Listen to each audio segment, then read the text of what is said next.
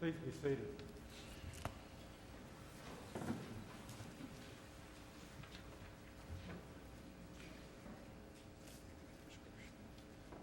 How was that for you?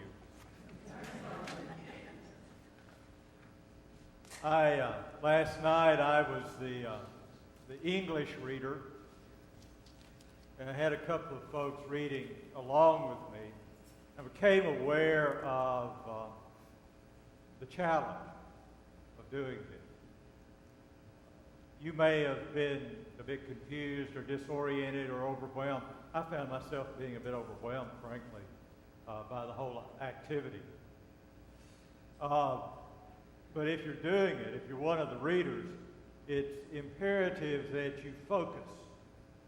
It reminds me of when I was in a choir at one time, and we would sometimes sing a piece where the different parts would sing different words at different times, and you had to somewhat listen, but you couldn't listen. There was kind of a chaotic aspect to it. So as we would read last night and as we read this morning, we had these various things going on. And what you may not grasp with is that there has to be a really strong element of trust. Most of us, I think, understand the English, but there has to be some trust that the people who are reading the other languages are actually reading what they're supposed to be. And knowing some of the readers, I was a little concerned.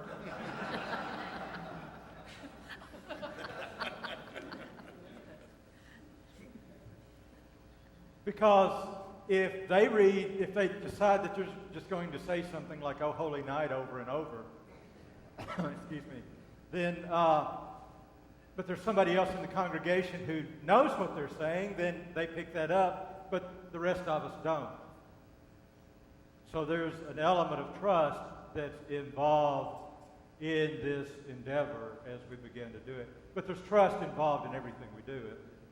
If we do anything with anyone else, trust is involved.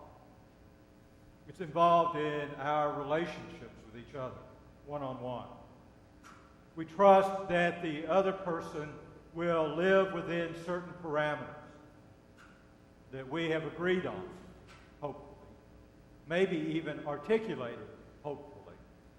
But that they will exist in our relationship within those parameters. And if they don't, then that harms our trust. But trust is a part of all of our lives. It's part of our work relationships as well. Perhaps we come together as a team to accomplish something. We trust each other to carry out whatever it is that needs to be done. And we trust each other to hopefully have the other's back when we go into certain situations. Trust is a very important thing for us. We talk about it in all of these contexts, but trust is an aspect also of our lives of faith. How do we trust what is happening for us? How do we develop spiritually if we cannot trust? And trust is important in this experience that we have of Pentecost. Not just in being able to trust that our readers are reading what they say they're going to or what we've given them, but even beyond that. You see, Jesus in John's Gospel says to his disciples, "Love me. If you love me, keep my commandments, and I will send the Comforter." Now, you and I are very much into if-then kinds of clauses. You and I exist in a world of contracts. But what God offers to his people is God offers a covenant. And a covenant is much different. If you really drill down in this text in John, you realize that this is really not an if-then statement. You love me, keep my commandments, I will send the Comforter.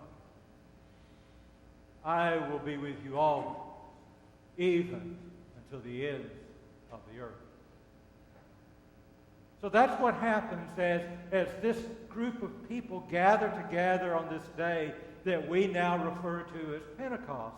It's a fledgling church. They have no idea what they're going to do. They're just floundering because Jesus is not there with them anymore. They can't follow him. They can't decide who they're there for, who they're going to support, where they're going to go, or how they're going to do it. But in the midst of the whole thing, the Spirit of God appears to them. And the Spirit of God appears within them, as if to say, trust me. I told you I was going to be here with you. I told you that I would not leave you comfortless. Trust me. Trust me. So we do. They came out of that experience without any major decisions as to who was going to be on the vestry or who would be elected to this position or who was going to preach next Sunday. They didn't let themselves get caught up in the minutiae.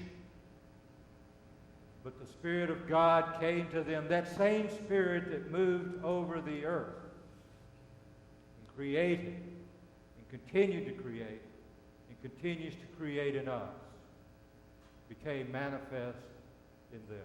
I love, there's a real juxtaposition here of stories. Remember the story of the Tower of Babel? The Old Testament, about how this group of folks got together and they were going to build this tower to get up to God. And on the way up, God zapped them and they all spoke different languages and they couldn't understand each other, so they could no longer build the tower. And at Pentecost, this story in Acts is the reverse of that.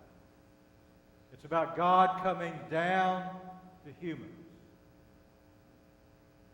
And even though they spoke different languages, they understood each other.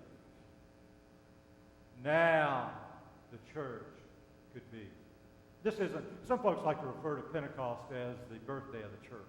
Maybe the institutional church, the church was born with Jesus. It was born with Christ. It's the body of Christ. Pentecost is when God's Spirit became so real and became so present that folks could trust that God would be with them forever. So that's the message to us. That's the message to us individually, that it doesn't matter how dark your path is at that point, God is with you.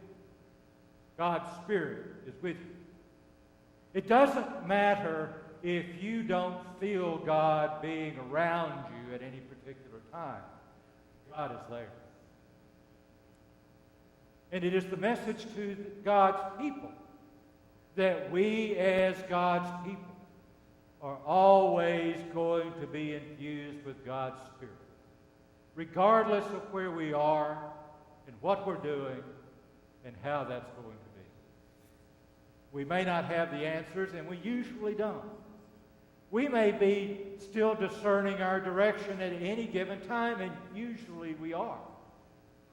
But it doesn't mean that we are without God in our lives. For us, Pentecost means that we can celebrate every day of our lives God's Spirit in our midst. Happy